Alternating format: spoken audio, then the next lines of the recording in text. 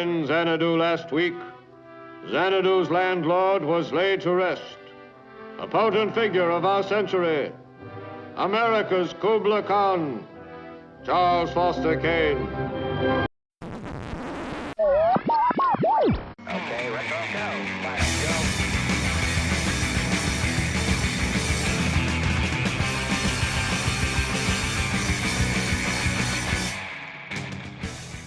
Hello and welcome.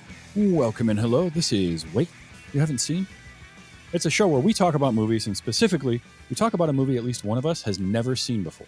I'm your host, Travis, aka TV's Travis. This is episode number 336.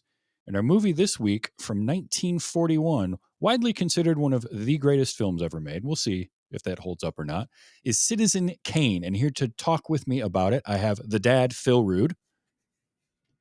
Hello from Xanadu of Florida. And the son, Austin Rood. Hello, also from Xanadu of Florida. Citizen Kane. All right. Austin, I'm going to start with you. You had not seen this before, right? Correct. I actually found this DVD at a thrift store, and I was like, Citizen Kane, that's a movie that I have been constantly told to watch. And so I bought it, and then I kind of made a post about it, and you got a hold of me before I actually watched it, which was perfect. My bat signal went up, and somebody said, I haven't seen a movie. And I was like, excuse me, hold on. And so, yeah. Now, Phil, had you seen this before? I've also never seen this before. It's a huge blind spot because it is in like the top tier of every like greatest films ever made list, and it's just one that, for a variety of reasons, I never sat down. I was always like, I mean to watch that, but I just never really took the time to sit down and sit with it. Yeah. Well, we're going to be 3 for 3 because I also had not seen this movie. It was excellent. The same kind of thing. It's that movie that everyone talks about. It's usually somewhere in the top 3 to 5 on every list, right? Is Citizen Kane, and you hear about it all the time. And I just never got around to watching it. And it was always one that I was like, I'll watch that someday. Oh, I've heard about it, and it's been referenced and parodied to death. Like, I remember in the early 90s, Tiny Toon Adventures, part of the Fox Kids Afternoon, did a parody of Citizen Kane with the character of Montana Max, in that he's standing at the window and he says, Acme. And then the whole episode is them trying to figure out what Acme means. And it turns out at the end, it's acne. He was complaining because he had pimples. But like, that's classic. It was, and so I knew that. I had seen that. I've heard, Rosebud all the time, but I never watched the movie. So if nothing else, this gave me also an excuse to watch it. And see, is it really one of the greatest movies of all time? Or does it just not live up to that hype? And it does. So, all right, this Stars was co-written by, directed, and produced by Orson Welles. This was his first film, which is mind-boggling to me. Like, he had been in entertainment, he'd been on stage, he had done radio plays before this, famously War of the Worlds and all that with the Mercury Theater.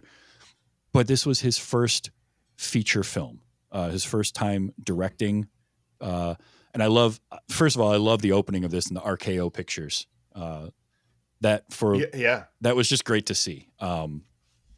But a logo we don't get anymore because that's not a company anymore. But like it's so of this era. Yeah, absolutely. Phil, as a directorial debut, did you know that at all? Did you what kind of history with the movie other than knowing it's considered one of the best? Did you know this was Wells' first movie? I did not know it was his first movie. I knew this was sort of like his baby, this thing that he was very protective of. When I was a kid is when Ted Turner was getting classic movies and colorizing them. Yeah. Mm-hmm. And that he famously fought with Ted Turner to the point where I think one of I don't know if this was his Rosebud, his dying words, but like one of the last things he said was, keep Turner the hell away from my movie. Like he was super protective of this. It was um, just sort of his masterpiece kind of thing. I knew that, but to find out that this is his first movie is, I mean, it's like figuring out, how early Spielberg hit his peak. Mm-hmm. Where like Jaws wasn't his first, but it's like, oh my God, he really came out of the gate swinging. And this is a similar kind of vibe. That's really cool. Yeah, he was, let's see, he was about 25 or 26 at the time when he made this. Right. He's very young in this, as opposed to like those of us who sort of, when we were kids, would see him in like, what was it? Do you have a wine that he used to? Oh, yeah. He used to do commercials and the stuff, commercials for like that wine. Yeah. Yes, and he was like a bloated old fat man that just was sort of like omnipresent. I think one of the reasons I'm not real familiar with Orson Welles' career, other than like just the checklist of War of the Worlds and Citizen Kane and stuff like that, is just because he is such a different time. And that by the time, he was still alive when I was a kid, but he was just sort of, you didn't really have a frame of reference to who this strange guy who showed up on your TV was. Right.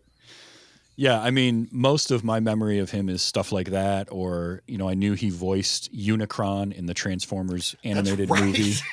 Yes. Famously Wait, what? Yeah, he famously had no idea what it was about or anything. They just wanted him to voice it, and he's like, "Sure, I'll take your money to voice this." And he took the payday. Yeah, and it's phenomenal. Like his performance is great because it's Orson Welles, and I'd listen to the guy read a phone book, but like he had no clue what it was or anything. He just read the lines, and did that. And also the character of Brain. I'm sorry, Austin. If you don't know, this is a Transformers animated movie, like the '80s cartoon. Mm-hmm. Yeah. They made a theatrical animated movie in the '80s. Well, yeah, I knew it wasn't like one of the Michael Bay ones, right? But you just sounded confused about like, but yeah, I guess I just thought he died in like the '60s or something. Like, nope, it was I didn't think he had been around that long. Yeah, it was mid to late '80s when he died. It was. I think he died before the Transformers movie came out. So it would have been like 86, 85, 86, something like that. But also I knew a lot of like, I knew of Orson Welles, but I knew him more from the parodies you would get of him. Like Brain from Pinky and the Brain is based on Orson Welles, that voice, Maurice LaMarche. I died in '85, by okay. the way, age 70. Yep. So yeah. And then the wine commercials that you mentioned. Now, Austin. Yes. You're watching this, and you realize it is a 25-year-old Orson Welles in 1940 making this movie, and he's co-written with Mankiewicz, or Mankiewicz, Herman Mankiewicz, who, if you saw the movie The Mank recently with Gary Oldman, that's based on, that's who that movie was on. Yeah, the Fincher movie. But a 25-year-old Orson Welles co-writes, directs, produces, and stars in this movie. How does that make you feel? Because I know for me, I'm like, well, shoot, that's so long ago, and there's a 25-year-old Orson Welles doing this. How did it feel like the first movie of somebody, or did this feel like a movie where somebody had been doing it for a while to you? I mean, it's no Avengers Endgame, right? No. No, like I did not think at all that this was his first movie. First off, I didn't know he starred in it. I knew he directed and wrote, and I really just knew him from War of the Worlds. Mm-hmm. But yeah, so it got to the end and it credited him as Kane, and I was like kind of mind blown for a moment. But also I thought this was much later in his career, kind of like, I don't know, like the peak of his career, and maybe it still was, like you said, Dad. But yeah, no, for a first movie, that's pretty crazy. It's kind of like I think the closest thing that I could compare him to, and this is going to be awful, so I'm sorry in advance, but Lin-Manuel Miranda being like the writer and star and all that of Hamilton, that's kind of what I'm picturing here. That's a pretty good Because comparison. Actually. That is actually a really good comparison. And he was famous at the time, right? He was like a well-known Oh, yes. person. Yeah, Orson Welles was Okay. well known at this point already because of the Mercury Theater. War of the Worlds had been before this. He did a lot of stage work. He was well known, but this was even more so. It just catapulted him. It is kind of, in some ways, a peak for him because it's sort of that you set yourself up for failure because he comes out of the gate swinging, does this. This movie was nominated for several Academy Awards, 9 in total, I believe.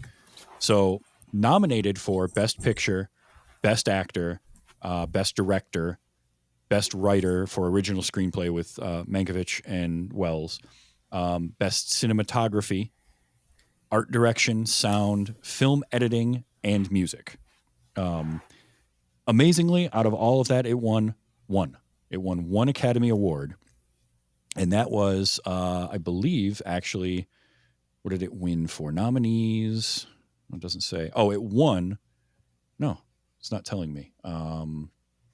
Nominee, winner for Best Writing for the screenplay. That's all it won for. Huh. Which kind of is crazy to me, given the groundbreaking filmmaking that this is, because that's the other part of it. And Austin, I'm really curious, as a movie, watching it for the first time, what did you think? I mean, I thought it was incredible. Okay. Like, I don't know what the movies before this were like, but I had heard that this was a very revolutionary kind of movie where I've heard people call it the birth of cinema because they kind of stopped just filming plays and more leaning towards what you can do with a camera. Mm-hmm. Mm-hmm. And I think it really hit me during the adoption scene where Mm-hmm. you have all of the adults in this room talking about the kid, and the kid is framed in the background in this window shot. And it was just like so many layers to the shot that I was really kind of blown away. Yeah, it's one of those. It's the revolutions in filmmaking techniques, and this is a great quote I want to read from Orson Welles because you've got scholars and historians and film buffs and all of that talk a lot about creating this new style and doing all of this, and somebody asked him where he got the confidence as a first-time director to direct a film so radically different from everything that was being done at the time. Because basically he did a lot. A good comparison would be, think of how Tarantino writes and directs, where you can see all of Tarantino's influences in his films. Mm-hmm. Wells did a lot of that too. Famously, he supposedly watched, I think it was Stagecoach from John Ford, like 40 times while making this movie. Ford, yeah. And he would build on things and techniques that he had seen, but also try other things. So somebody asked him, like, where did you get the confidence to do this? And I love this. Ignorance. Sheer ignorance. You know there's no confidence equal to it. It's only when knowing something about a profession that you start to get timid and careful.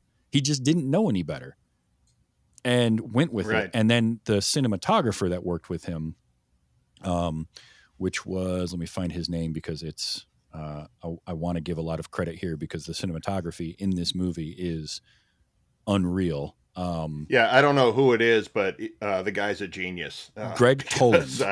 This doesn't look like anything I've ever seen. But it's better shot than a lot of stuff today. Yeah, Greg Toland, who Orson Welles called the greatest cameraman ever. And Toland sought out working with Welles because he wanted to work with a new up-and-comer, somebody who would try to experiment. And so one of the things that they did that wasn't brand new, but they really perfected it, is deep focus.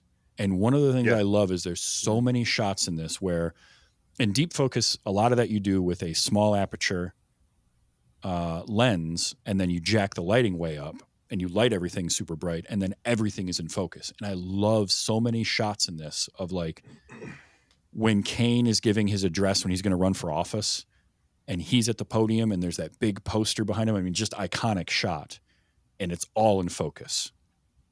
And all of these shots that almost look like they would, you know, years later you would use a diopter, which is a dual focus lens. But there's a shot of Wells at a typewriter. Kane's at a typewriter, and his friend Leland, Jed Leland, is like walking through the back of the frame, and he's in focus the whole time. Yeah.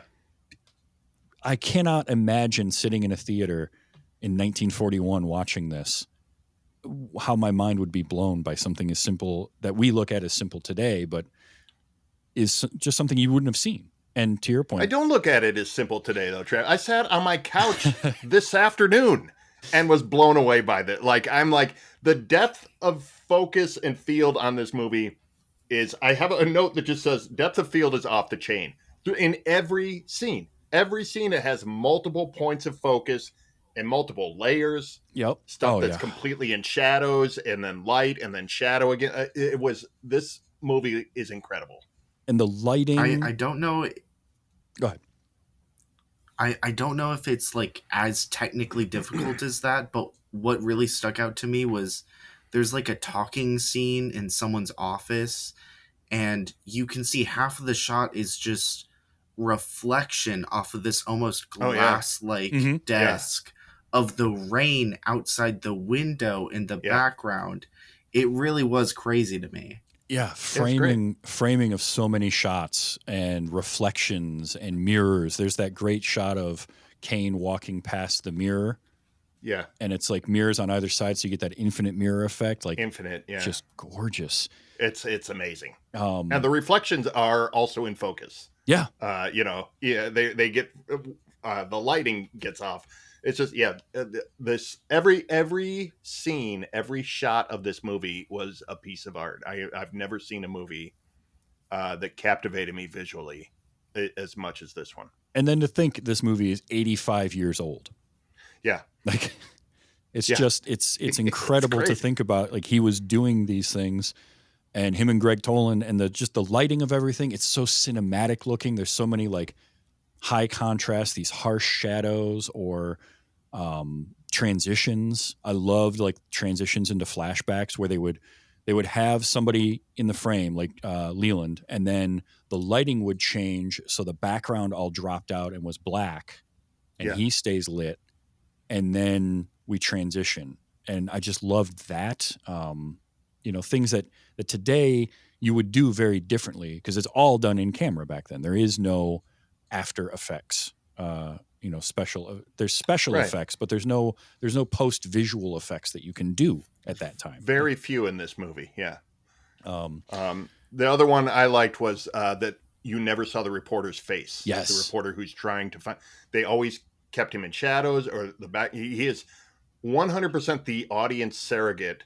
Mm-hmm. And they make sure that he stays that way by never giving him an identifiable face. I thought it was just such a brilliant piece of technical work to always, like, the shadow follows him around. Yeah. It's so incredible how they do it. Mm-hmm. Loved it. I mentioned some of the awards that it was up for. One of them was score for best music. This was scored by Bernard Herrmann. Bernard Herrmann, in his first score, did this. He went on to do things like, I believe, I'm going to double check myself, but I believe he did the score for Psycho, a lot of Hitchcock stuff, Vertigo, Psycho, and North by Northwest he worked on, that kind of stuff. He lost the Academy Award for this to himself for another film that he did the same year. So I guess if you got to lose to someone, that's the best case scenario, you know? I mean, but just a giant of film scores is Bernard Herrmann. So the music in this, I mean, he did the music for Taxi Driver, and the old the Lost in Space series. He did a couple music pieces for. He just nice. His music was iconic, and I loved the music all throughout this because it always fit the mood of the scene. And there were a few times even where it got like very fun and almost jovial. And the scene really required that kind of levity before it would just get like incredibly cinematic. So loved the music throughout. The whole cast and crew. Not only is this Orson Welles' first movie, by the way, most of the cast, it was their first films. They were stage actors. They were all part of the Mercury Theater. And Welles brought them in. So I loved how the end credits. I always love end credits that show the actors, and it's the first one I think of with that is always Ghostbusters for me. Right, the end of Ghostbusters, and you see them all, and it's like slightly alternate takes or outtakes. Predator does it really well too. Yeah, Predator does it. This one did that, and it was cool that they showed everyone except Orson Welles. Like he could have easily put himself in there, but like he just had himself as a byline.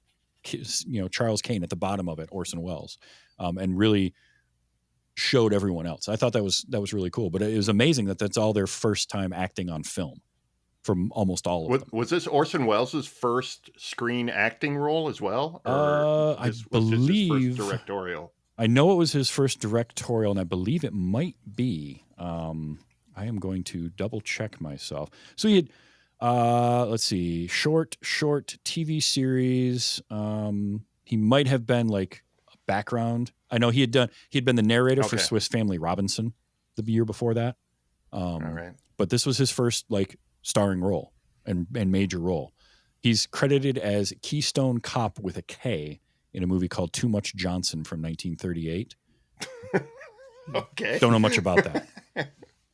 But overall, yeah, this was his first film as well. And he got a really interesting deal with RKO Pictures. Basically, he had a 2-picture deal with them to write, direct, produce, and star in 2 movies and have creative control and not have meddling. Although there's a story that John Ford showed up for the first day on set and said somebody, and I don't remember who it was, is like he's a stooge for the studio and he's going to be spying on you or whatever. But he apparently had control and was the only one that got to see the rushes and had creative, like, final cut, so to speak, which I thought it's interesting as well. Was it? I wonder if that was budgetary, because I know like the Coen brothers, who also, you know, came out of the gate swinging. I keep thinking of more and more directors. Oh, great debut. But like they get like minimal. I mean, now of course they're successful. They get minimal interference, but like they always were able to like sort of have minimum studio interference just because they're like.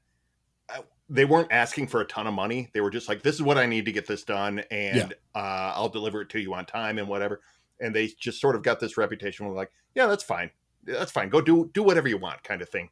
And that's how they were able to, you know, at the time make weird movies of like Oh Brother and Miller's Crossing and these things that are just sort of like nothing else like them at the time. There's no reason to make this movie, but they're like, yeah, we'll let you do that for whatever. I did read that Welles, one of the stipulations was that he stay on budget, and anything that went over a certain amount, he had to get approved by the studio. So if he was like, hey, I need more money to finish this scene, they would have to approve that. He couldn't just do it and then figure it out later. But that also, I think he ended up going 20 days over schedule or something, and a little bit over budget from the original one, but for the most part stayed in. It was like an $800,000 budget, which, you know, is not a small amount of money in 1940, but not a huge big budget thing either. And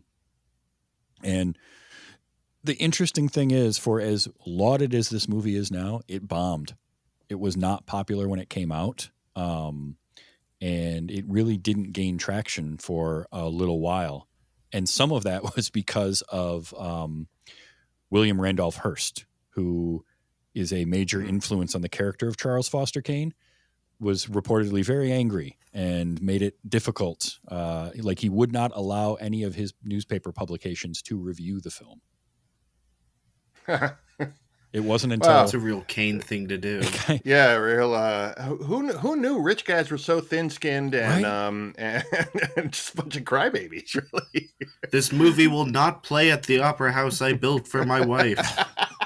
Well, and that was based on, so Charles Foster Kane is an amalgamation. He's not just William Randolph Hearst, but there's other characters in there, and story beats, like the building an opera house, that was based on something that really happened. His second wife in this, Samantha, is based, or Susan, Susan, I think. yes, Yeah. Susan sounds right, yeah. she was somewhat based on a woman involved with Hearst, but also kind of some other characters as well, as sort of the struggling actor, singer type person. So there was a lot of because Mank was had been to like William Hearst's castle, I guess, that he Hearst had, Castle, yeah. and all of that. Apparently, famously thrown out of some of the parties for being too drunk because he was a known alcoholic. So I think that played into some of the writing of it, but. Hearst just was not happy about this for a long time. And it wasn't until like 1970 something that a Hearst publication wrote a review of Citizen Kane. So 30 years later. But it's just one of those things where everything in this movie, it blows me away watching it, realizing that it's everybody like, he was smart to get a really great camera operator and a great lighting person as a cinematographer. But for it to be Wells' first movie, to be their acting, because I think the performances are really good across the board too. For the most part, yeah. No, I think Wells is great in this for sure. Yeah, like not to mention the amount of confidence he has. Talk about like, where'd you get the confidence to make this movie? It's like he carries that on screen, and his character is just sort of like, you believe this guy has just been rich since he was a child because of the way he walks through this movie. Yeah. Oh, for sure. But also you go from liking him, like he's very charismatic in the beginning, and then he just wears on you by the end. And it's just like the public perception of this character is how the audience feels. Right. Yeah, and it's a really interesting story of this character of Charles Foster Kane, because I love his line about if I weren't a very rich person, I would be a very good person, or something along those lines. I think I captured it. I'll probably play it in a little bit, but like that idea, something like that, yeah. That idea just was really interesting to me. And Austin, you mentioned it, but like the charisma. I mean, Orson Welles just showing charisma all over the place, but the charismatic nature of Kane and how he can just get everybody swept up in what he's doing and kind of push this agenda. And the idea that he's not brutal, but he does brutal things, I think was really interesting too.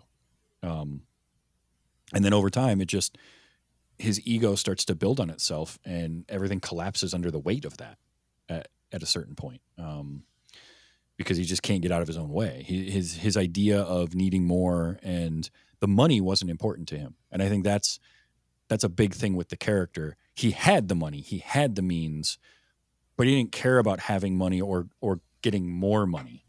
It was more about this idea that he needed. I think it was Leland, the old version of Leland, who said something along the lines of like wanting to be loved. Like that was the only thing he wanted.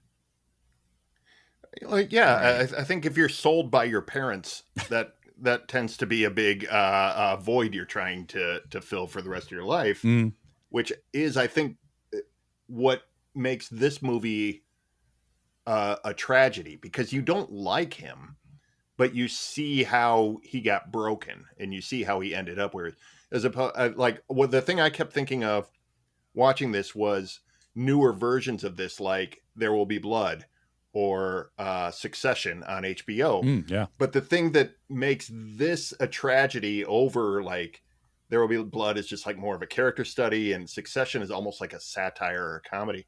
The thing that makes it such a tragedy is you see the moment where he's broken. Like you see the moment his humanity was taken away from him. And that's just sort of like, you go, oh, of course he ended up here. Like this is you say this movie like wasn't popular at the time. It's like this movie's a downer. Like at the end of the day, this movie is like we had just come through a depression. We were at 41, we were newly involved in World War II. It's like this movie is just kicking people while they've been down for 10 years. It's a really, I can imagine this is a really, really tough watch in 1941. Yeah. Oh, for sure. And it's just one of those things. The character isn't good, but there's moments where he is, and you can tell he's like trying. He wants things. He's trying. Yeah. But he doesn't understand quite how to get them. And I think being sold by your parents is a great way to put it, because it's basically what happened to him. And it kind of ruined him. And that's where the whole Rosebud comes in, because that's the last thing he has from that life is that sled, which apparently Orson Welles over time kind of got a little annoyed with himself over that. I think he called it like Dollar Store Freud or Dollar Book Freud, with the whole twist of what Rosebud was. But it's a really cool storytelling device because flashbacks had been in films before, but this non-linear storytelling we think of as a thing that kind of grew about and sort of got popularized in later on. I mean, here he is doing it in 1940. Right. So it's been around for a while. Yeah. Can I bring up real quick? Absolutely. One of the few remaining Rosebud props just sold at auction for $14 million, something ungodly. And it was sold by director of Gremlins and the Burbs, Joe Dante, who apparently got it when he was, I don't remember what movie he was working on. Very early in his career, he was, I think, not even directing, but doing like second unit stuff or something. Mm-hmm. And he was leaving, and these workers on the studio lot had a truckload of stuff they were told to throw away. And they go, hey, you want any of this stuff? And he looked in there, and there was one of the Rosebud sleds, and he grabbed it, and he got it for absolutely free. And then it shows up. It's like, it's in the Burbs. It's in Gremlins 2. It shows up in a bunch of his movies. He dresses the set with it. I heard about that, and I just thought, man, I wish I could find some garbage like that. Exactly. Like the best. It's really I got the briefcase from Pulp Fiction. Right, exactly. Yes. Out of a dumpster. There was just this weird light in it. I don't know. Yeah, it's strange. Yeah, I heard about that. I also heard crazy that Spielberg bought one like in the 80s at auction for $60,000 or something at the time. And Orson Welles was told that. And he's like, I thought we burned those. Like, he didn't realize there were other of the props available or still they were existing. like made out of balsa wood or something really cheap. And a lot of them were made that way to burn in the movie. Mm-hmm. And then like there was just a few that survived, apparently. It was on Red Letter Media. Okay. Is doing a series about Joe Dante. And that's where they were talking about it. Oh, nice. Like just a week ago or so. But yeah. Austin, you were going to say something. I just think it's really ironic that like this iconic symbol of childhood poverty that the entire movie is about is selling for like just insane amounts of money. Yeah, that is pretty. It's a real pretty hilarious, actually. It's on the same token of like whenever like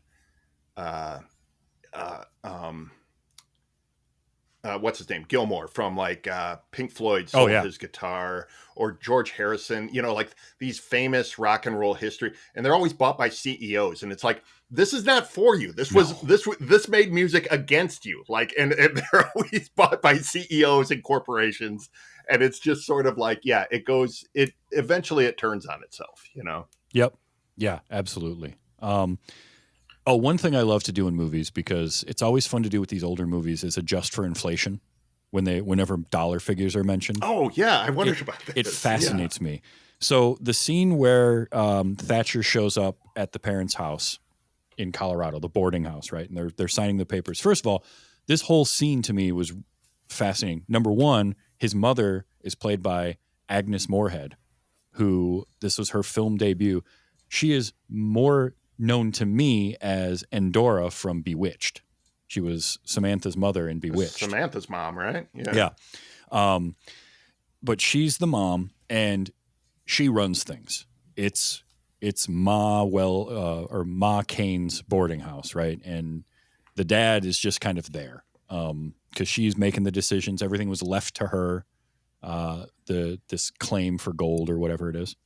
But she's signing the paperwork, and the dad being all, I don't know about I'm gonna look like a bad father or whatever, and then, well, you'll be given $50,000 a year until you die, basically. And he goes, I guess it's for the best. Like, he just changed his tune real quick. So my inflation calculator only went back to 1913, and that scene takes place sometime in the 1800s when they're getting this money. But adjusted for inflation from 1913, that's roughly $1.6 million a year that both parents would get per year until they died. So that's not bad. I guess if you're going to sell your kid, sell for enough, right? Make it worth it. The other one for me that blew me away is the whole opening newsreel was fascinating. I loved that idea of, hey, here's a great way to do a huge exposition dump and tell us about this guy of Charles Foster Kane in a way that is kind of interesting and certainly of the time. By the way, the voiceover for that was in the style of a popular or well-known newsreel voiceover, but it wasn't the guy. Like, that guy wanted more money, and the actor who played the reporter that we never see his face could do a good impression of him. So Welles is like, you're hired, and you can do it. Also, again, filmmaking, right? Because it's got that film grain and like everything's scratched, and it looks like a newsreel. Like, they did a great job of creating that. That was some of that was the editor of this film was Robert Wise, who also went on to have a hell of a film career as a director. He would. I know that name, but I don't know the credits. Yeah. He has. Let me find a couple things for that, because I do want to mention, because the editing in this movie is really good too. And it's sad that it didn't win an Academy Award, but Robert Wise, he went on to do things you might have seen, like The Haunting in 1963 was Robert Wise, The Andromeda Strain, West Side Story, The Sound of Music, might have heard of that one. These are all his movies. So, yeah, he went on to have a pretty decent career. Star Trek: The Motion Picture was a Robert Wise film. Wow. Oh, really? Yeah.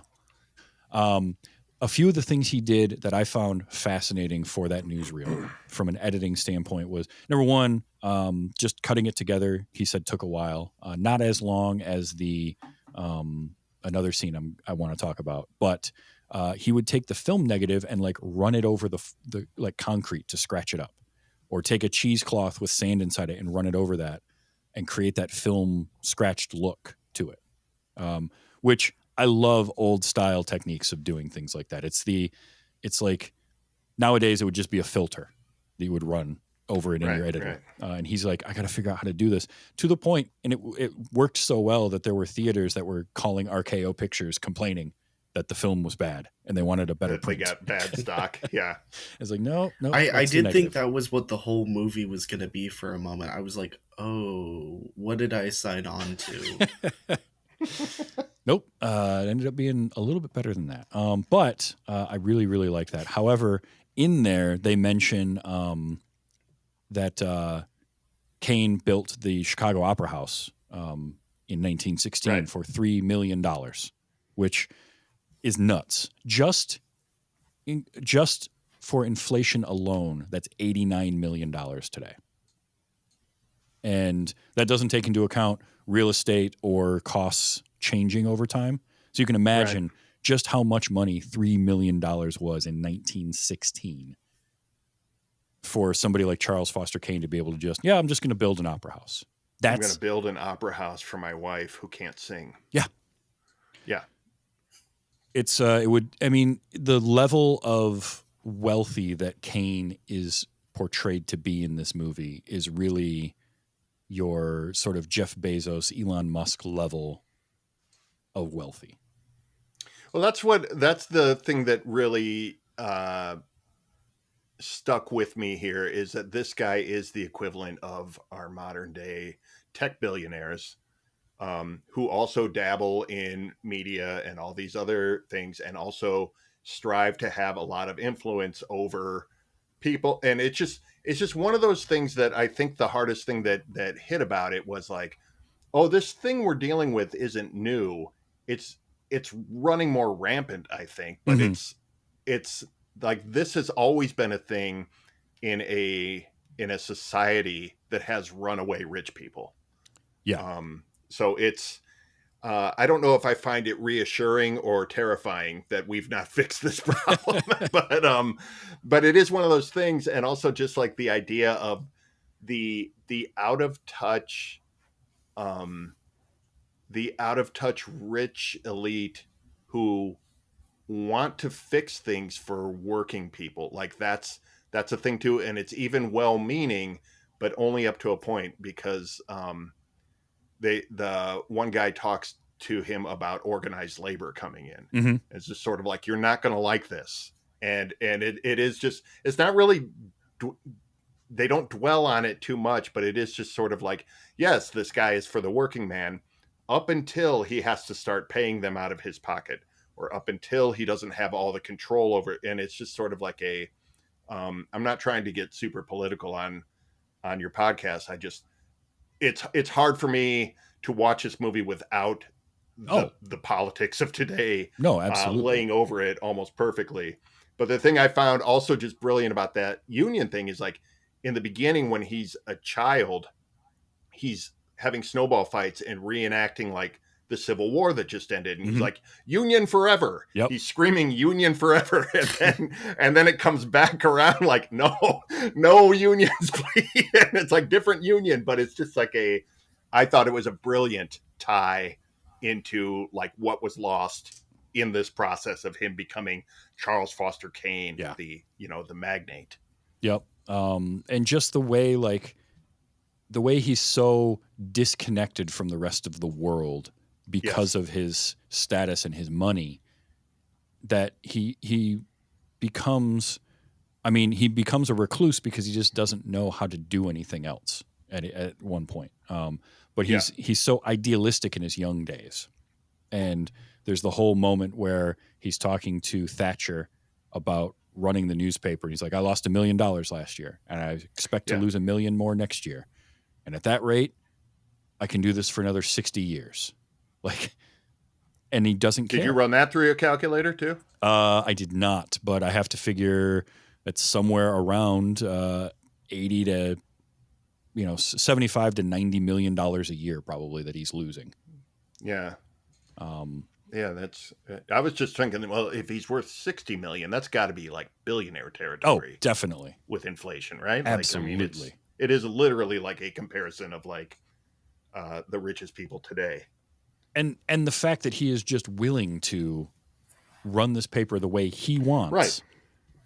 And there is a lot of mirror in like Elon Musk buying Twitter and converting it to X and wanting to do the thing that he wants. That's what Charles Foster Kane did. I wasn't sure if I should bring it up, but I was thinking that. I mean, it absolutely relevant, is. Like, man. That's what Kane did. There's even the line he says where he writes back and he's like, you know what? We have the New York Inquirer. I think I might come back and run a newspaper because it sounds like that could be fun to do. Right. He has no idea what he's doing as a person. He's just like, it'd be fun to run a newspaper. And he comes in, wholesale sweeping changes to everything. Like it's mirrored so well in the last few years with what's gone on. Except he was successful at it because he actually he actually made a difference and made things better for the paper. And then the Blue Sky newspaper opened up, and he bought all of their journalists. That was the other one for me. That was, he takes his people down. They're standing outside of the other newspaper, and then you just fade into he's bought all of them. Like they're all working for him within 5 years. Great transition, yeah. But that's what Kane did, and by the end of the movie, what I love is where Susan calls him out on that and is basically like, you don't care about me. You don't care. It's all about what you can make people do or what you can buy them. You want to buy the love of people. You want to buy this from everyone. That's what he did his entire life because he had the money. He had the means to do it. He needed better journalism, just bought it, brought him in. He bought it. And people around him would see that. Like Leland saw it. I love the line where he's talking to Bernstein at that party, right? They have the big party with the musical number and all that. And Leland turns to him. He's like, these guys were working for the other paper like a week ago, and they had their own set of rules, and now they're just going to work for ours. And Bernstein's like, yeah, he'll have them doing that within the week because he'll pay them enough to do it. And they're just kind of guns for hire at that point. And it's sort of an indictment almost on mass media at the time. And it's hard to think of how much more influence newspapers had back then, because they really could really shape narratives, even more so than what we get today. And there's a lot of that today, right? Where like 24-hour news cycles and the way they shape a narrative and a story. But newspapers back then could do it even more because that was the only source you had. There were every no city had only two. Mm-hmm. You know, like if They you had even go ahead. They showed that a little with like the woman is missing and he's like, oh, she's been murdered, and they're like, you have no proof, and he's like, but that's the story. Yeah. And so he kind of drums up. He is shaping the narrative in this really influential way. He's sending reporters to other countries and just saying like, you provide the story, I'll provide the war. Like we'll drum this up if it's not happening, and just sort of I don't think it's a far cry to say that's just what cable news has become. Yeah. Like, but absolutely. the idea of the newspaper industry really drove that because for so many Americans that was their only way to get any news. And it's still known as yellow journalism, where it's sensationalism. It's the and it's what we see now with even blogs and all these websites where it's the headline that draws you in. That was what he was doing 80 years ago in this newspaper, was using these sensational headlines. And I love this line. So I got a lot of quotes from this because there's some good ones. A lot of Orson Welles because, again, dude just had the voice. But this one was early on, and it's the way he says this. If the headline is big enough, it makes the news big enough. If the headline is big enough, it makes the news big enough. And that was his whole, and that again is the ignorance of not understanding how journalism is supposed to go or how it's been done. So he's just going to do it his way. That's what Kane does, which is what Wells was doing making this movie. So there's parallel. Yeah. It's life imitating art, imitating life, or the other way around. I don't know. But I also loved the costuming, specifically on Orson Welles, but the old age makeup and the makeup in general was... I couldn't believe how good his old age makeup was. I'm like, oh my God, this doesn't look like pancaked on or like bad theater makeup. It really looked good. Yeah, right up. I thought they had different actors. I mean, you could buy that because and part of it was they did it in both directions because Orson Welles is about 25, 26 making this, and when he's buying the newspaper or first getting the newspaper stuff, he's a little bit younger than that. Kane is like in his 2021 kind of thing. So they actually made him look a little bit younger for those. And there was a quote where he's like, I spent a long time people saying like, why can't you look like you did when you were younger? He's like, I never looked like that. That was in the movie, but it was what people thought of. But they did like little things like kind of artificial facelift and things like that for his clothing and his face and all of that. And then as they would age him up, not only would they do makeup on his face, but there would be prosthetics and parts of his costume, his shoulders and his chest and even his gut. They'd give him a little bit of a belly. And it was a prosthetic that went underneath his costume. So it wasn't just padding the costume. It was, and I mean, you think about that. Like a early fat suit kind of thing. Yeah, exactly. Where just to put a little weight on him. Yeah. Round him out a little bit. You know, that role could have gone to an actual fat person. Right. We could have gotten Sidney Greenstreet and he could have done it. But it's just like, it's these little touches and it works. It really isn't until the very end of the movie where I'm like, okay, now because he's aged so much further, some of the makeup didn't quite work as well as some of the middle-aged stuff, but like all the middle-aged makeup, phenomenal. Some of the close-ups, yeah, you see it a little bit more, but yeah. And they also did things like contacts. He wore contact lenses when he was older to change his eyes a little bit, and apparently they were hard to see with. And they did the same thing with the guy that played Jed Leland. Oh yeah, which apparently his first day shooting was the interview. Where he's in his old age makeup. Oh wow! And the reason he's wearing the visor is because the wig didn't look good, and so they needed something to like fix that. So he got like a tennis visor and wore that. That was Joseph Cotton as Jedediah Leland. I loved all of him as an old man. Him sitting there was great. Like the cigars. The cigars. He just wanted his cigars. when he's naming, he's talking about Xanadu, but he's giving it all the different names. So Shangri-La, El Dorado. El Dorado. Nah, I know what it's called. Shangri-La is supposed to be on the Gulf Coast of Florida. Austin, that could be right in our neighborhood. Oh, there you go. Well, I own it now. Oh, is that weird? Wow. Well, that explains perfect. all the After you sold me for an immense amount of money, as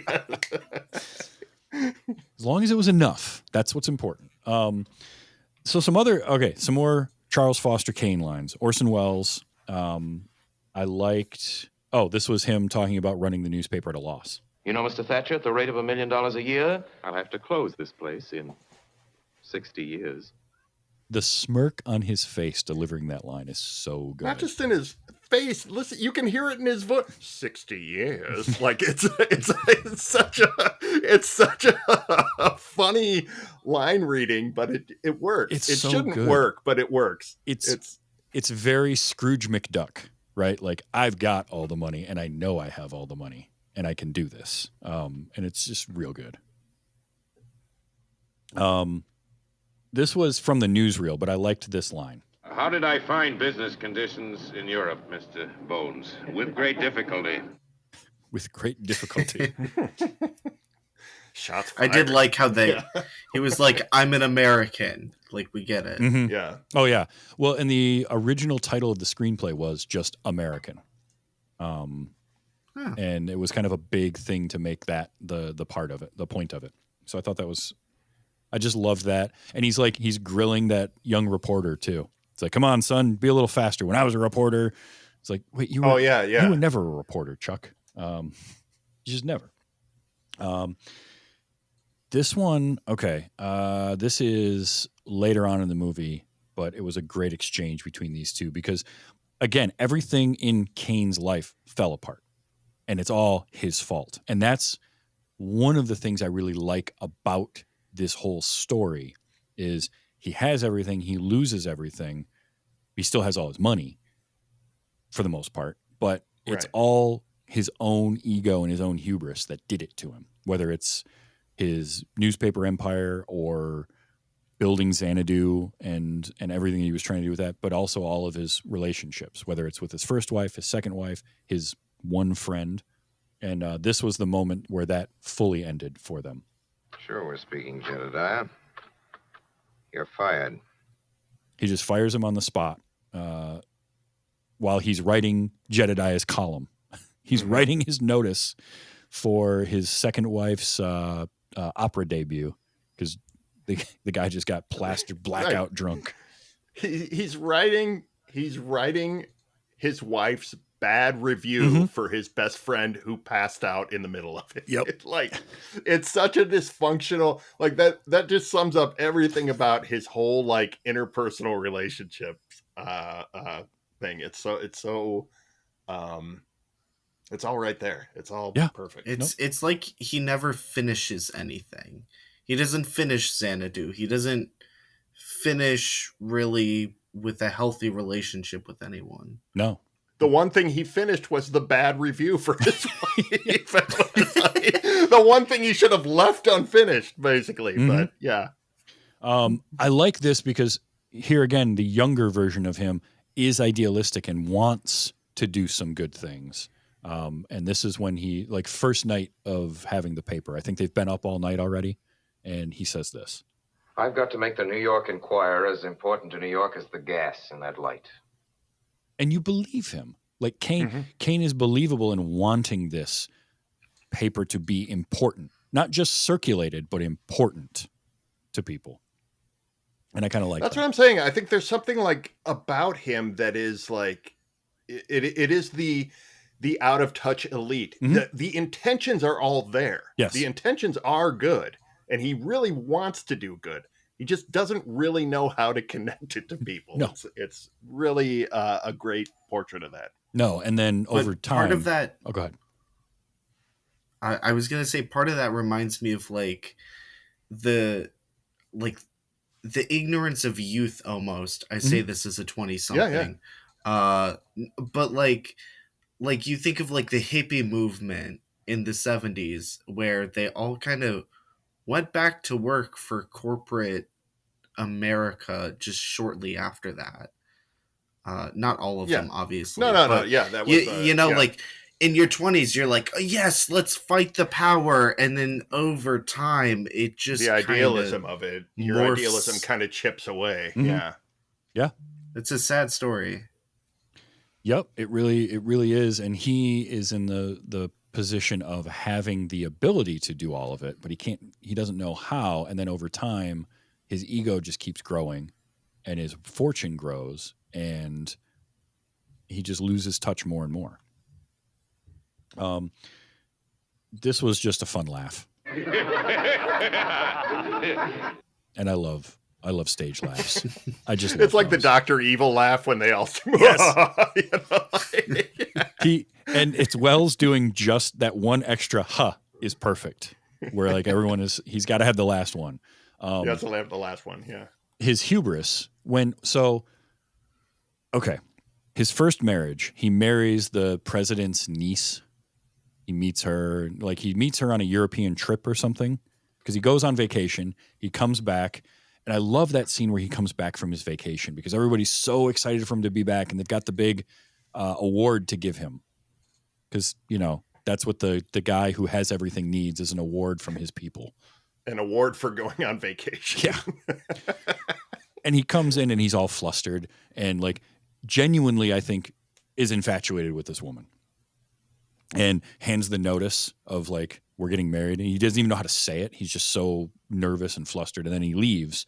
And then that relationship immediately goes downhill. And I love the montage of breakfasts.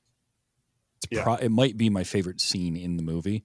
And that was one that Robert Wise said took like weeks to edit to get the timing right with the whip pans and everything to get that rhythm. But, oh, man, it's just pitch perfect throughout. And the evolution of it, because it starts, they're sitting next to each other and they're just all doe-eyed at each other. And over time, their dress becomes more formal around each other. And they become more terse in their dialogue. And then we pull back and see that they're sitting at opposite ends of the table. I was like, that's just well written and well executed scene. And for all that to fall apart, right? And his marriage to fall apart. And then he runs into just on a random night, some woman out on the street.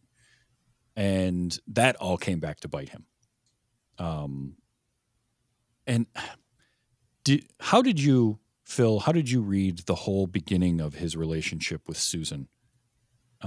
Did it feel to you like he was in some kind of a romantic thing, or was it more of just, here's somebody who doesn't know who he is, and he finds that really fascinating? It was a little bit of, she doesn't know who I am. It was a little bit like he was getting a taste of like a humble life. Mm-hmm. Like she had just sort of like a regular apartment and a regular life. She wasn't treating him different because she knew who he was.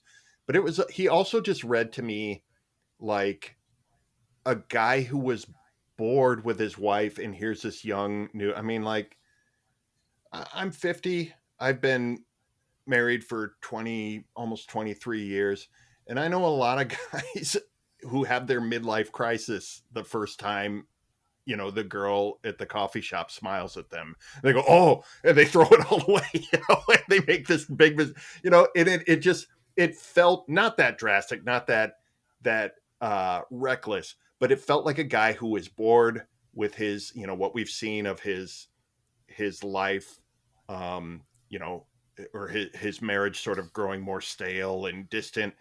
And him just going, oh, here's a new and exciting thing for me to get involved with.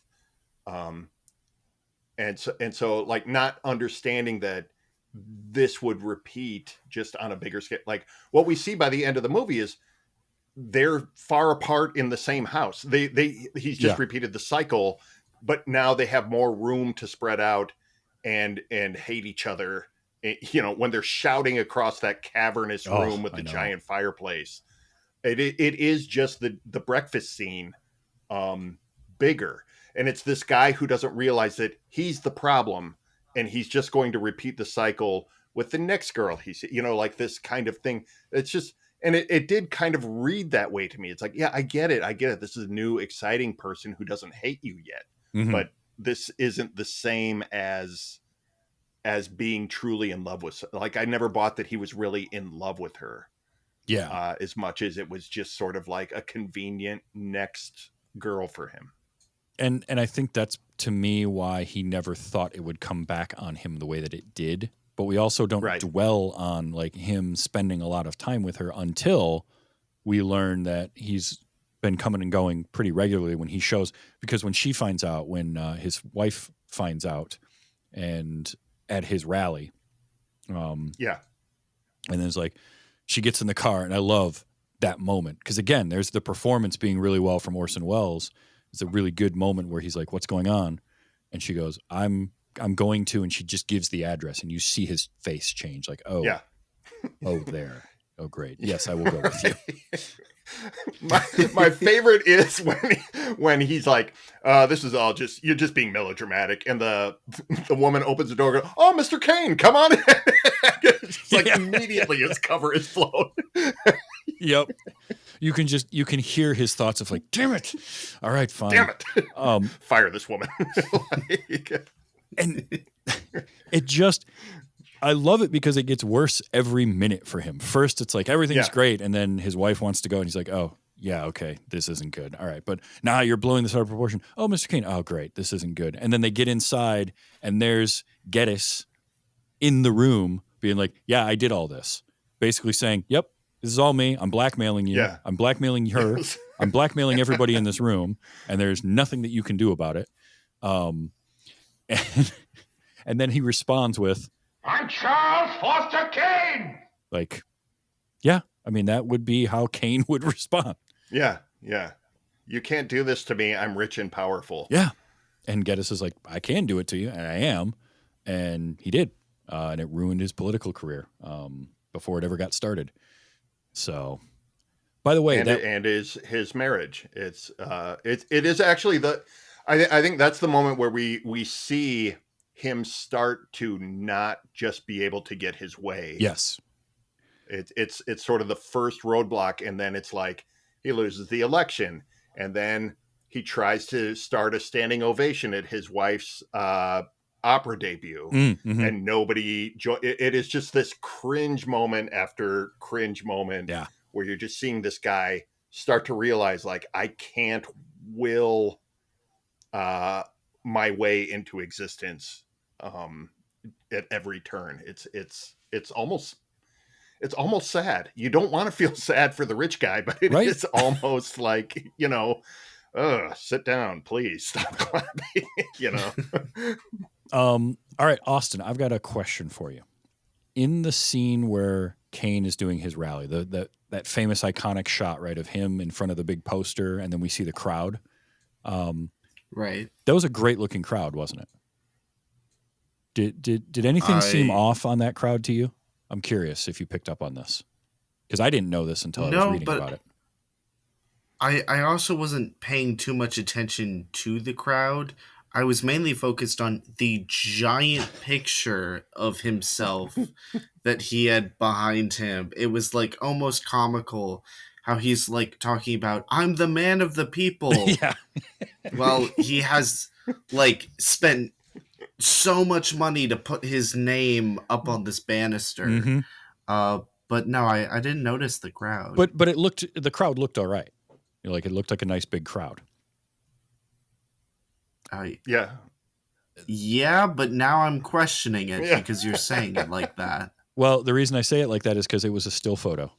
That wasn't there wasn't an actual, like they had a photo of the crowd and then they poked holes in it and moved lights around to create motion. It was basically a matte painting.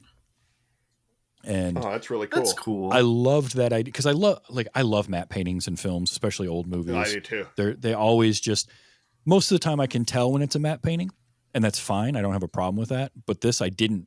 I saw that and I was like, oh. And then I'm reading later and it's like, yeah, it was a still photo kind of matted in, and then they just moved lights underneath it to create that effect. I'm like, man, just one thing after another that this movie is blowing my mind with. It's such a lost art, matte paintings. Oh, absolutely. You know, like just because they don't, you know, like all practical things, they don't need it. So it is like, I love watching old movies that have them like the it's Hearst Castle, whatever, Xanadu, you know, on the hill, in the back, you know, like that backdrop painting, and then like the monkeys in the cage in front, which blew my mind when this movie started. I'm like, there's monkeys in this? What movie are we watching? Like, what is this thing, man? Yeah.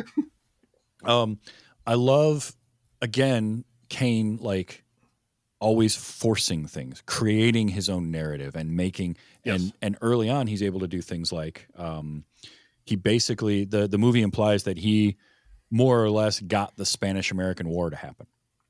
Right. And then he comes back from Europe in like 1916 or whatever, and he has this to say. You can take my word for it. There'll be no war. Or maybe that was 1935. That was 35. Yeah. Yeah, that was World War II. And it's like, oh, you missed the mark on that one there, Charles. Yeah. You didn't get that. But that's what he was trying to do. One of the most famous lines in film. It's one word. Rosebud. That was all I knew going into this movie, is that shot. The rosebud, and then the dropping of the snow globe, and the nurse walks in and it's framed through the snow globe. Oh, so good. There's like curve to the lens. Yeah. It's amazing. There's a lot of really cool, like we talked about the deep focus, but there's a lot of great camera movements too, which was something they would do. Like they did it 2 or 3 times going into the El Dorado to talk to Susan, where it would be like a camera crane up and then push in on that sign. Yeah. And all that. And, yeah. And they did that with I think it was a miniature, but it was a sign that would split open when they would get to it. So the camera would get up close, and then they could basically split the sign in half. And you can tell when you're watching it, there's a little bit of a focus. It gets a little fuzzy, and then the camera moves through it. And they did a similar thing to Austin, the shot that you mentioned earlier with young Charles framed in the window. Right. Was great because it starts with him in the window, and then the camera pulls back. And they did a very similar thing there where they had a table in the middle of the room that they basically split open. The camera could move through it and they could close it back up. And so it's that one long dolly shot going through all of that to just, I mean, I'm watching that thinking, this looks better than stuff I've seen shot today that are done in Warner's. And here they are doing it 85 years ago. Just incredible. So it feels like part of that is like, I know by this point they've been making movies, but like that feels very stagehandy, you know, like the changing of a scene in a play. Yeah. So I wonder if maybe that's why. I don't know if they still do stuff like that, but it definitely lends itself to this kind of filmmaking. Well, again, it's when you are constrained and you have to do everything in camera, you get creative with how you do those things in camera. And it was one of the things that made the first Lord of the Rings trilogy look as good as it did, was how many things they would do in camera that then they could just extend later, as opposed to shooting it on a green screen background and then compositing everything together. You know, the first Lord of the Rings trilogy did motion controlled forced perspective. So you could have a forced perspective shot with the camera moving, which is basically hadn't been done before for the most part. And that's what this movie is doing in the 1940s, is coming up with ways to do this, or taking and iterating on stuff that had been done before. Like how many times we see Kane and Leland shot from low angles looking up at them.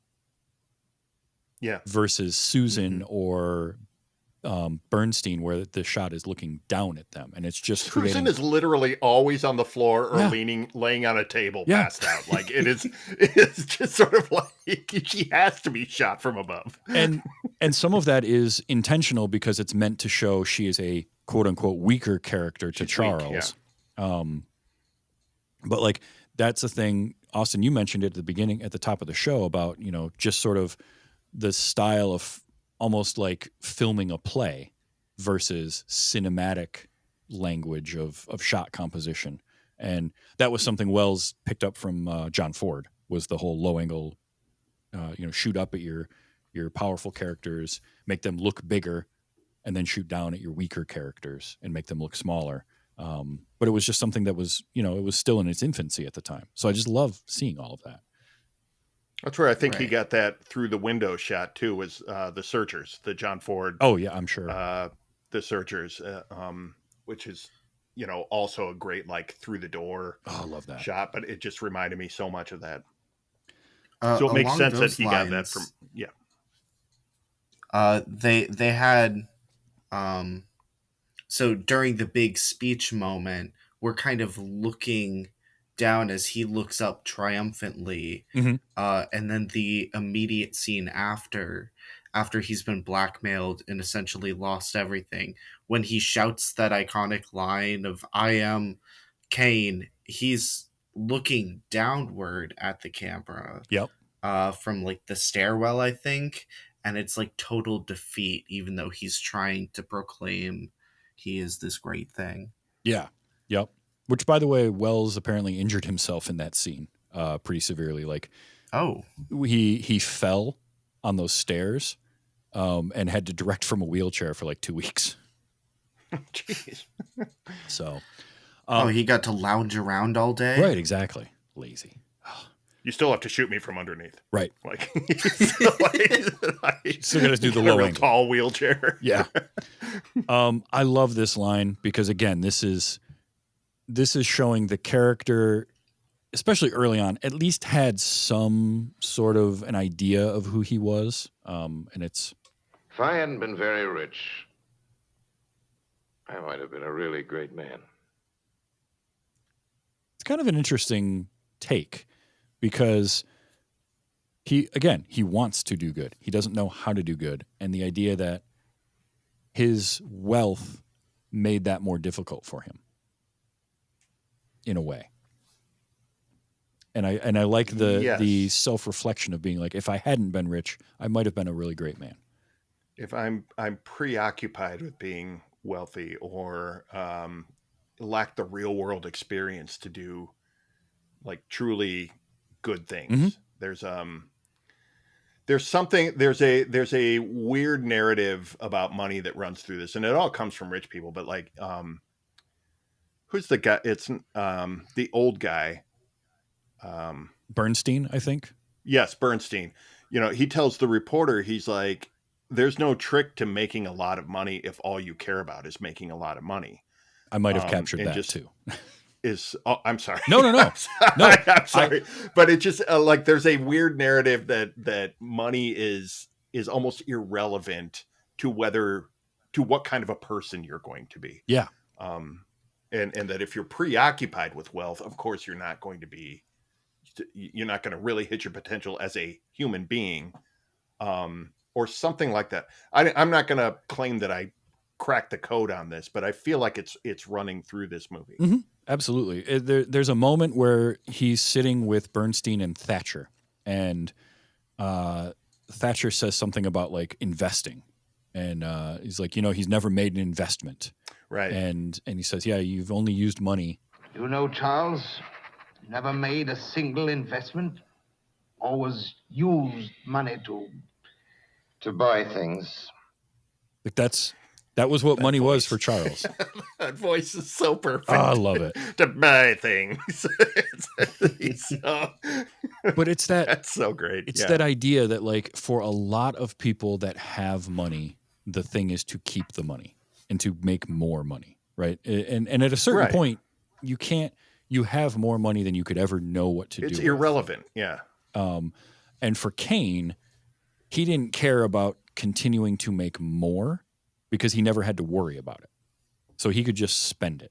So that's all money to him wasn't a thing anymore. It didn't exist. It was just, he had to sign a check or hand over cash. That was what he did. Right. And I love the moment towards the end where he is arguing with Susan about firing Leland. And she's like, you sent him a check for $25,000 as he's opening the letter from Leland that has the remnants of the check. Right. And it's such a great, like, slap in the face for him because he's getting sent back his declaration of intent for the newspaper, that idealistic thing. Such a baller move. Oh, honestly, it's so great. With the pieces of the $25,000 check, which, again, we're talking $25,000 in 1941. That's a lot of money. Which I think that's what he's talking about in that, if I wasn't a rich man, it could have been a good, here's me with all the money in the world. And here's a guy who doesn't have money, but he has all the integrity in the world. Yeah. He'll send back a check that he desperately needs out of principle and say, look what you used to be. And look what you be, I think that's the duality of it right there. That's a good call. And then the last couple I have of Kane was such a powerful moment for me. This is him and Susan. And this is when Susan is leaving. She's already made the decision. She's packing her bags. And he comes to her room and finds her there. And he makes one last plea for her to stay. And I like the way it went down because first he says, from now on, everything will be exactly the way you want it to be. Not the way I think you want it, but your way. And there's a sincerity to what he's saying there, that he wants to do things her way. And she is buying into it. You watch Susan, Dorothy's performance there as Susan. She's buying into it until he says one last time, you can't do this to me.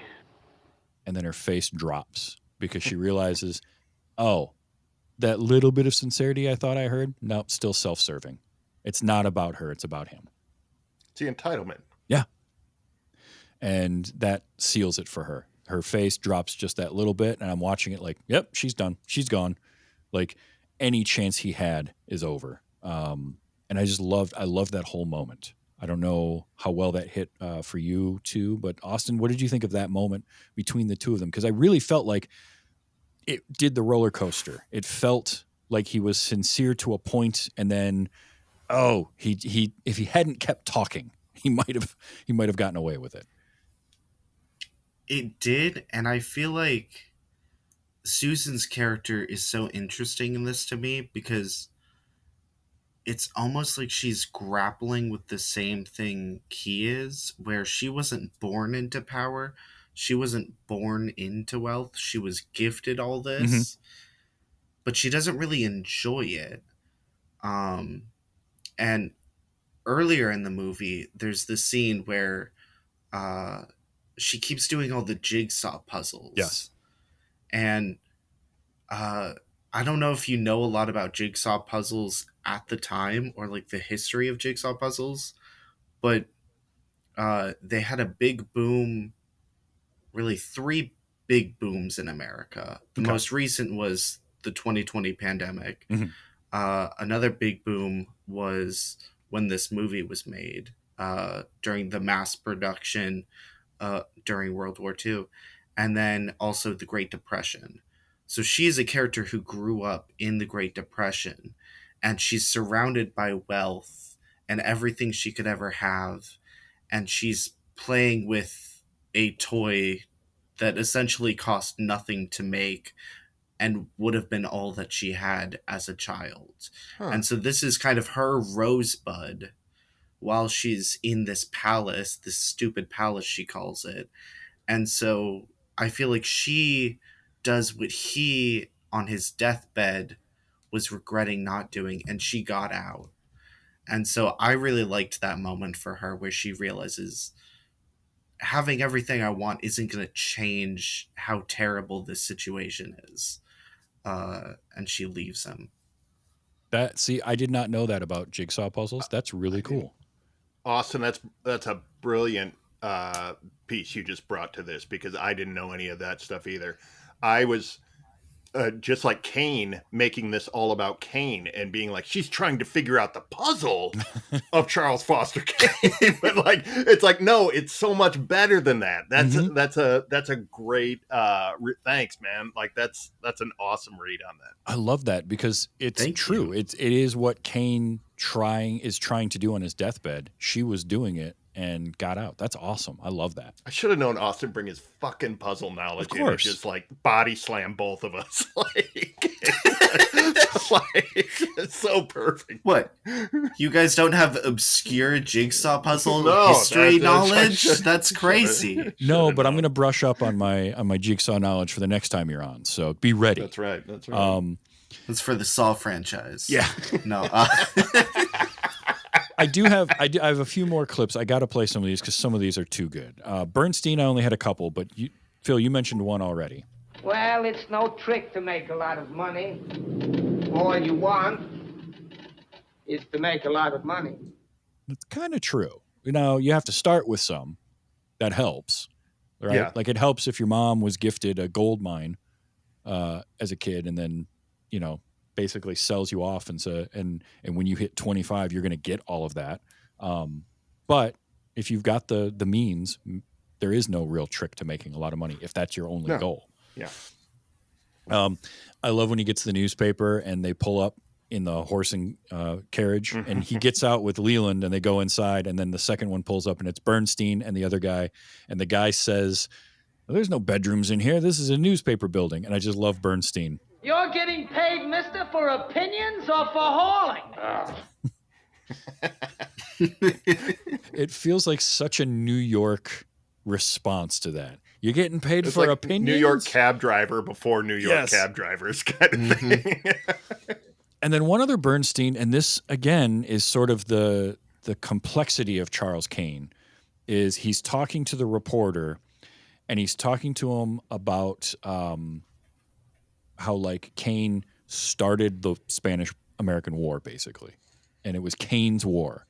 But then he says, But do you think if it hadn't been for that war of Mr. Kane's, we'd have the Panama Canal?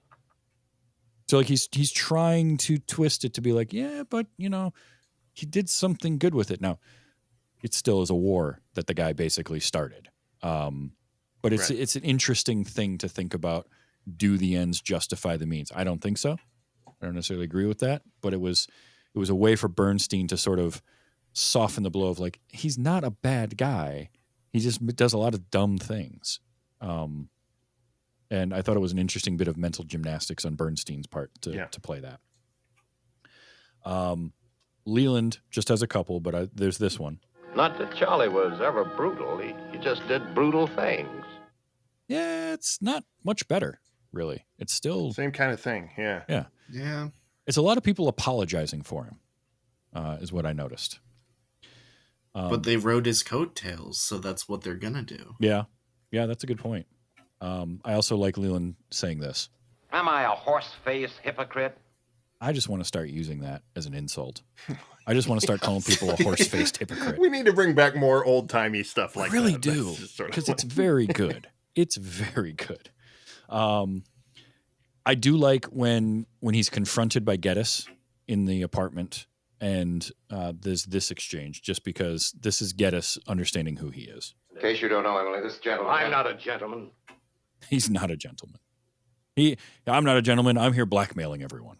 I'm going to blackmail you, and I'm going to use you to do it. I just liked that. I liked the self-referential moment of like, I'm not a gentleman. It's self-referential, but it's also like in comparison to Kane, who carries himself as a gentleman, but also does underhanded things and pretends he's on the time road all the time. It's like, no, this guy's he's crooked, but he's also more honest about who he is than you are. Yeah, that's a good point. I mentioned this one from Susan, but it's a good line. He just tried to buy me into giving you something. That was all he was doing with her, was just buying her affection, basically. And another old-timey phrase I want to bring back. I'm the one that gets the raspberries! I get the raspberries. The raspberries. That's right. It's real good. When she said that, I just thought of like blowing raspberries on. Mm-hmm. I don't know how to describe what that is, but Yeah, it's that's what she was getting. That's people were doing to her on stage because she was not good. Yeah. Oh, okay, like a booing sort of. Yeah. Like razzing her. Yeah. Okay. His parents, for the one scene that they're in, you get I mentioned this one earlier, but this was just the way Dad's whole demeanor changed. Anybody think I hadn't been a good husband? The sum of $50,000 a year is to be paid to you and Mr. Kane as long as you both live, and thereafter to the survivor. Well, let's hope it's all for the best. It is. He just gave up a dime. He just gave up real quick. Like, oh, all right, sure, $50,000 a year, got it. And I love that Thatcher showed up to talk to them about it, and Mom is like, I've got his trunk all packed. I've had it packed for a week now. Like she was just ready. Oh, Mom was ready for him to go. Yep. Yeah.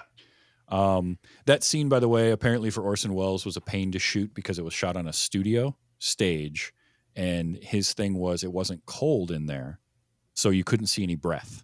So it didn't convey that it was cold. I didn't notice that myself watching it, but it's interesting to me that that's something he would be thinking about while making it.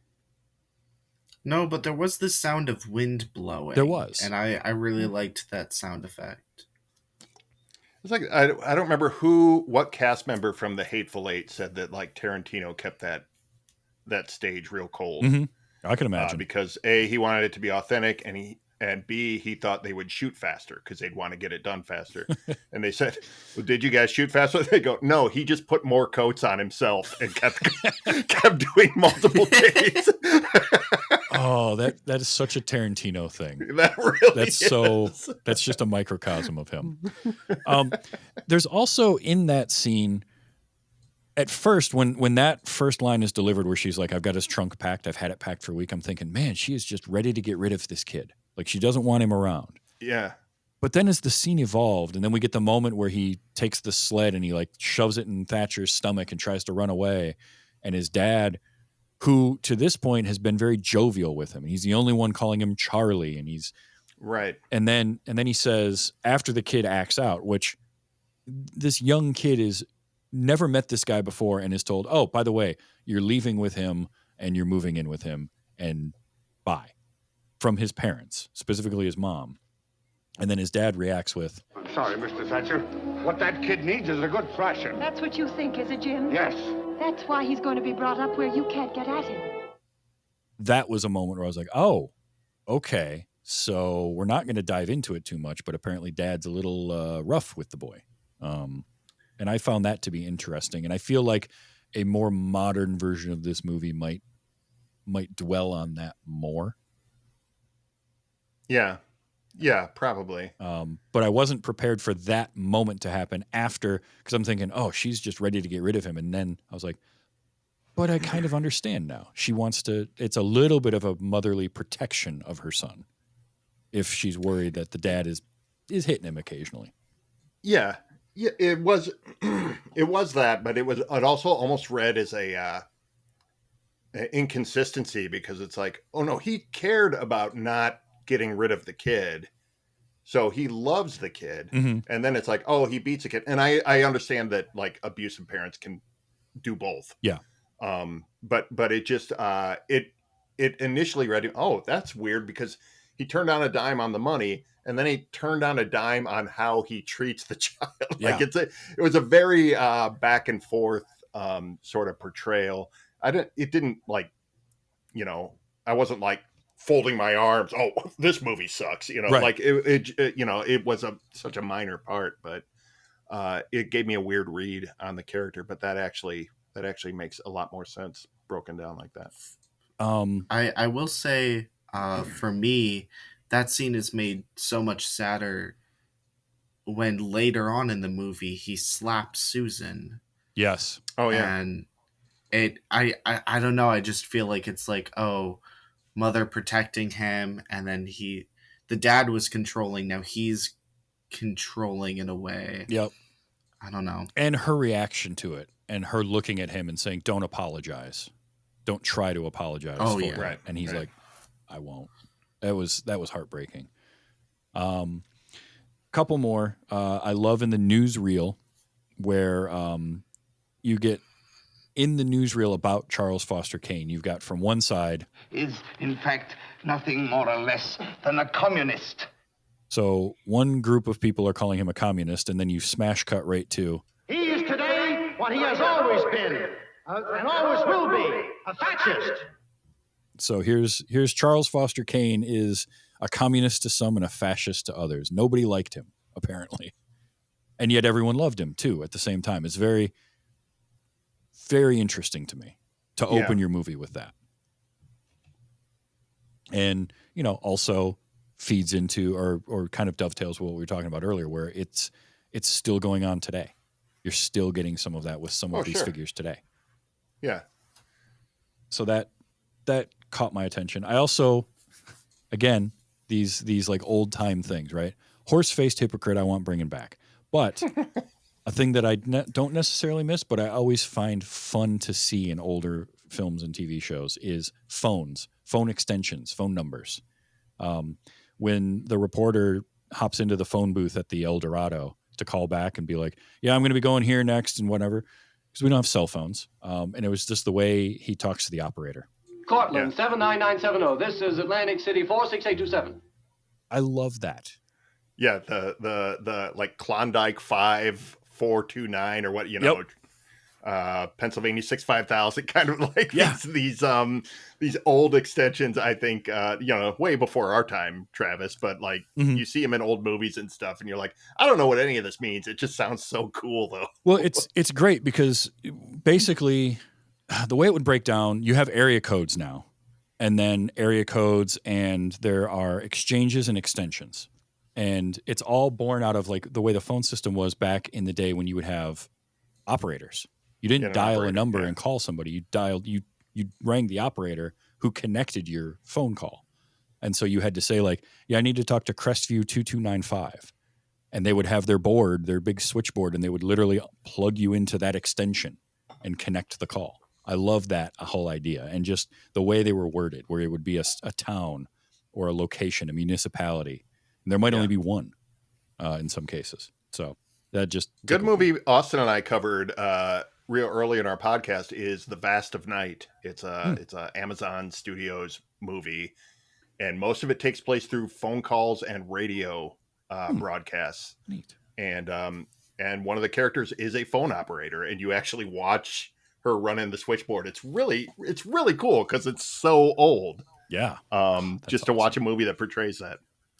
And one of the There's that and The Shining. Yes, The Shining did that. Oh, yeah. I remember LA Confidential had that because you would have to call into the switchboard and say where it was. I think that's where I get the Crestview.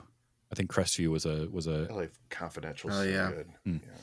And then the final part of the movie, and I just like this because the whole movie centers around Rosebud, and it was his dying word. Which, interestingly, who heard him say that? He was in the room by himself. Right. Was the nurse like ear pressed to the door and heard it? Because the butler says he was. Yeah. The butler talks like he was there, just sort of off to the side, but we don't see him. That's true. Plot hole in this movie. That's it. It's worthless. Ruined. Cinema Sins, get on this. But I love that like that's the whole crux of the movie, right? When you come out of the newsreel, it's the smoky back room full of news people being like, all right, well, let's find out about what were his last words? Oh, it was Rosebud. And we got to find out about Rosebud. That's what the whole thing is. And at the end of it, the reporter in that wonderful crane shot where it just keeps getting higher and higher, and you see all the vast things that Charles Foster Kane just bought. Things and never did anything with them, just bought them and had them. And I just liked this as kind of a closing line. I don't think any word can explain a man's life. I don't think any word can explain a man's life. And that's sort of the whole thing with this movie is Kane is a complex character. He's not a good person, but he's not evil either. And no one single word is going to incorporate and encapsulate all of that. Nobody's one thing. Yeah. And the whole thing centering on a rosebud, and it was just him remembering basically the last part of his life that was innocent, which was his sled in Colorado before he got sold, for lack of a better term. I mean, he was basically sold.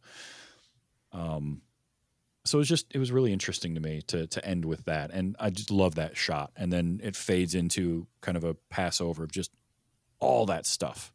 It's the Raiders of the Lost Ark ending. It is. It is. It's the warehouse, and it's basically like the government doesn't care about any of that stuff in the government warehouse either. It is the exact same ending, which makes sense because it's like, of course, Spielberg would have grown up with this movie, and that's all of that Lucas Spielberg stuff was just cribbing from movies they grew up with.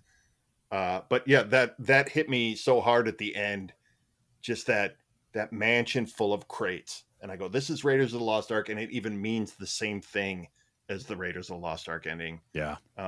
It's a beautiful, God, what a beautiful shot, the way it moves up and pans out.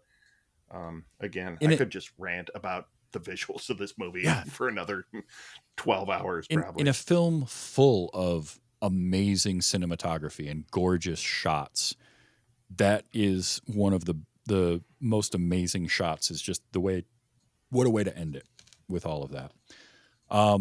So Austin, you liked the movie. Did it live up to the hype of what you had been hearing about everybody telling you should see it? Or was it just pretty good? I would say it definitely did. It wasn't what I expected. I did think this was a crime drama going into it, but interesting. I think it was better than expected. Way better. I'm having trouble ranking it, but right now it's sitting right next to Phantom Thread in my mind, which is an incredible movie in my opinion. That's high praise from Austin. Any comparison, it really is. Phantom Thread is good to know. It's like my favorite movie. Oh, I'm gonna have to check that one out. I know I've heard that title, but I have not seen. Wait, Phantom you Thread. haven't seen that? See, so I got reason to have you back. Paul Thomas Anderson. Oh, you had me at hello. Phil, how about you? Did this live up to the hype that you had heard of Citizen Kane? I'll tell you, coming in, I wanted to not like it that much. I wanted to go, this is just something they keep on the list as sort of a legacy thing, of the AFI list or something like that. And I actually came out of this going, I like this movie a lot. I think the story is fine. I think the character study is fine. The visuals and all the technical stuff is what really put it over the top for me. Mm-hmm. But the more I sat with it through the afternoon, through dinner, it's one of these movies where I just sort of I'm finding I'm carrying it with me and thinking about it. And then talking to you guys about it, I'm like, I'm liking this movie more and more the more it's sort of like baking with me. I don't know that I would be like, this is the greatest movie of all time. But I think in context of like when it came out and everything, there's certainly argument for that. Just on a personal level, I don't think I'd put it that high, but it is, again, I'm not ranking it either, but it rates very high with me. I think this is really an achievement, especially considering the time it came out. And like you said, it's Wells' first freaking movie. Right. Incredible. But yeah, I think this is really like one of those movies that you just go, this is a piece of art. It's not just like a movie or a narrative or a play. Not that plays in theater aren't art. Just like this movie in and of itself is such an achievement, and is more about bigger ideas and sort of like generating your brain to engage with it. And I think it deserves all the props in the world for that. This movie's really, really special, I think. Yeah, it's one of those where I'm with you. The more time I take thinking about it after watching it, kind of the better it became, because it is at its core not a complex story. It's just the life of this man, but the character is complex, and everyone around him feel like human beings, and there's something to that. And then on top of that, you go through the technical parts of it. And oftentimes I see, and I'll say, like, this is a movie people should see. And you see those lists of, the top 100 movies you should see before you die. This belongs on that list because I think so, yeah. It not only, like, on its legacy alone of what it gave to cinema, it belongs on that list. And then you can peel back more and you can find more things to like about it. And you can, the whole jigsaw puzzle and Susan's arc in that. The next time I watch this movie, I'm going to pay more attention to her character because of what, Austin, you said about her, and you picking up on that. Because I'm sort of with you, Phil, where like I saw her character and what she was doing, but I kept this watch through. I was watching so much of it through the lens of Charles Foster Kane that now I kind of want to watch it through the lens of some other people and see what it's like.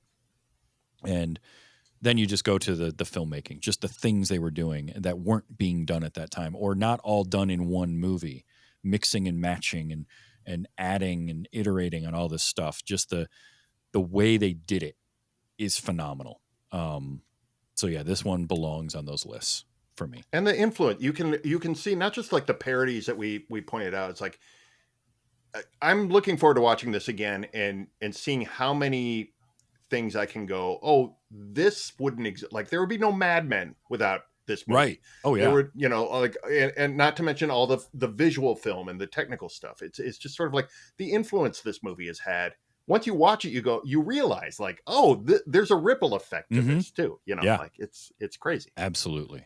No, this is a good one. This is a great choice. I'm glad, Austin, you picked up that DVD and you mentioned it somewhere so that I could see that and then be like, nope, we're doing this. Also, Austin, I should mention, Austin is 25. So Austin, you have like less than a year to get your masterpiece film made. Time to get on it. You gotta write, direct, and produce. You got a bar to film. hit now. Yep. Yeah, that's right. It's already in the works. I just need $12 million. And a studio to back me. You need a gold mine to be Netflix. Left in you, in your name. That's it. That's all it takes. Netflix, please fund my project and then delete it from your website entirely in 3 years, where no one will ever be able to watch it. Perfect. Now, Austin, I know you are taking a little bit of a break from the Doctor Who podcast at the moment. But do either of you have anything you're working on? Is the picture show going to make a return at some point, or maybe in some iteration? I know last year you did some stuff around Halloween that was a lot of fun. Yeah, and we are around Halloween currently. Mm-hmm. We are currently recording for our upcoming series. Dad, if you want to describe it. Yeah, we're watching all of the Nightmare on Elm Street movies. Ooh, fun. So all 7 of those, we are in the middle, and not quite in the middle, but we've started recording, and those will start coming out in October, and we'll just release them sporadically through spooky season. So after that, I'm not sure. We're still like on hiatus, but we want to come back when we can. Mm-hmm. Life being what it is, it's a little harder to keep a regular schedule, but we like to keep the podcast alive, especially around Halloween, because that is kind of when we have the most fun doing it. Excellent. That's the picture show with Austin and Phil Rood. Where can people find that? Wherever you get podcasts. Just type that in. I think there is still another picture show floating around out there, but ours has our name in it, and that's Rood, ROOD. Perfect. So, and I'll have a link in the show notes as well.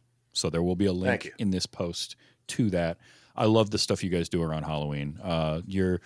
Your Phil, your little like, hey, I'm watching all the Friday the 13th movies. Was it last year, the year before? That inspired me to do some of mine. Couple of years ago, I did those solo, and then last year we did Midnight Mass.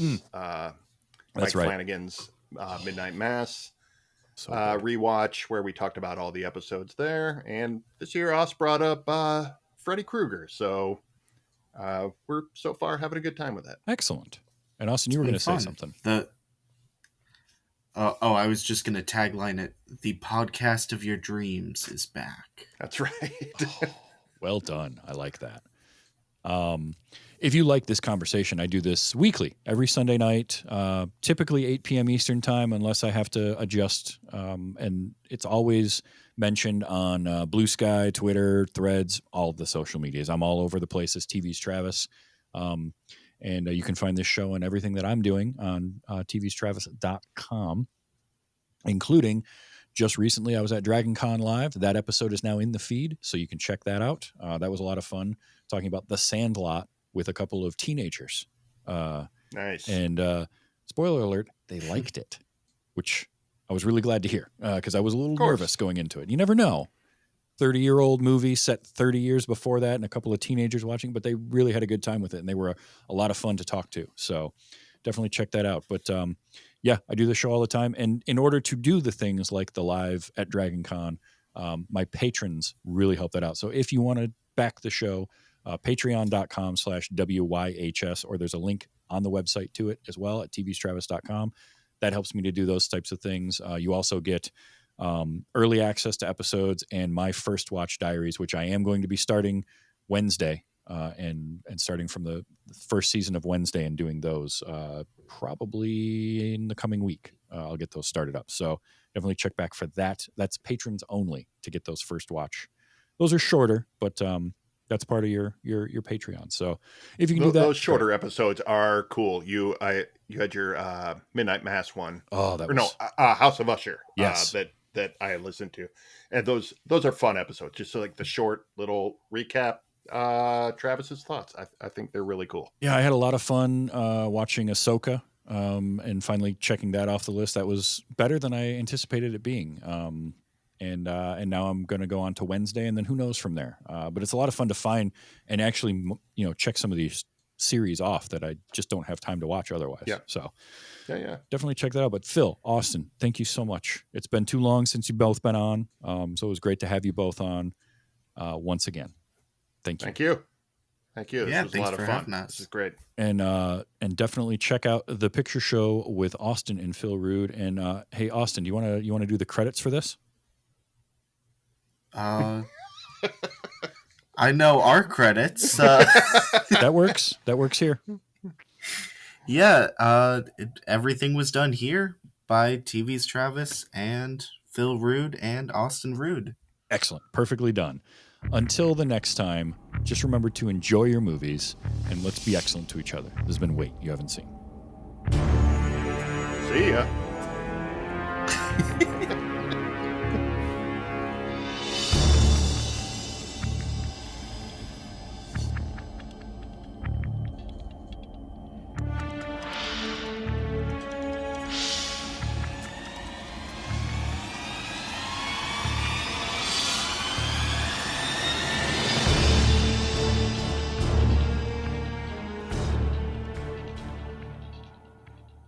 I am drunk.